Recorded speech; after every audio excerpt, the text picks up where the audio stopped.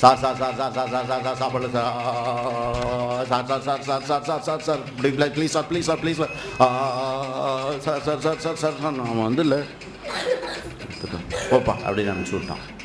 அந்த இடத்துல பார்த்தல 10 ரூபா போட்டான்.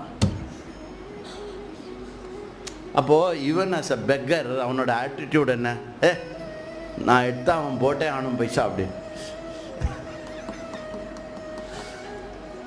அப்போது you can beg, you can work somewhere, you can provide work to people. என்ன வேணால் ஒர்க்கில் இருக்கலாம். நீங்கள் இன்டர்னலாக ஃபுல்லாக இருக்கும்.